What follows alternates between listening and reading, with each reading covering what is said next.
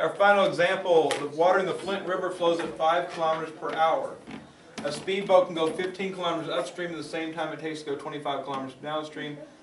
How fast can the boat go in still water? So, boat speed in still water is unknown, right? So, B is question mark. Doesn't tell me how fast the boat can go. The water flows at 5 kilometers per hour, so the speed of the current is 5 kilometers per hour. So again, always start with that right there. You're investigating, you're trying to find those two speeds, whether they tell you or not. Then, the upstream rate is going to be the speed of the boat, which we don't know yet, minus the speed of the current, which we do know.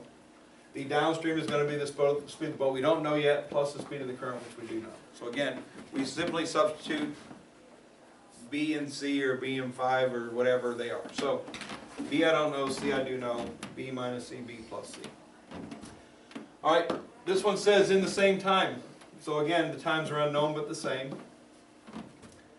And we're going 15 kilometers upstream, and we're going 25 kilometers downstream. So just like that, we have two variables, which is what we're allowed. We can create two equations from the information we have here.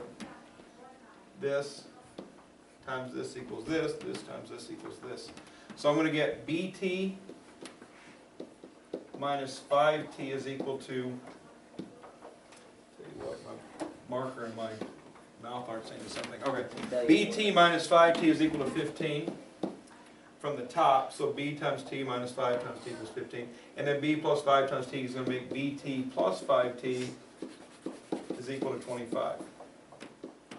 Now, this is, of all the types that happen, this is probably the most difficult, and it's not even difficult. But once again, elimination works very nicely.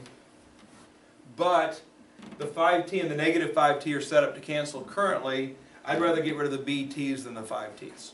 Right? Because BT has two variables, 5T's only got one variable. Always eliminate the one with more variables in it. So what I want to do is change all the signs, either top or bottom. Since this one has a minus, let's change the top one. So minus BT plus 5T minus 15. And don't just immediately say, oh look, they're opposite signs, let's just cancel them out. Always have a plan in place with these. The one with more variables is the one you want to get rid of if there are terms that have more variables.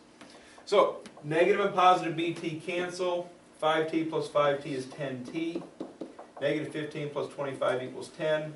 Therefore, T is equal to 1. Once I know that T is equal to 1, and I know that rate times time equals distance, this has to be 25 and this has to be 15, right? 15 times 1 is 15, 25 times 1 is 25. So, if I do B plus 5 is 25, that gets me B is equal to 20. I can do B minus 5 is 15, move the 5 over, get B equals 20 also. That's how fast the boat is, it's not going to change. So, the speed of the boat is 20 miles per hour, or sorry, 20 kilometers per hour. And the time is 1 hour.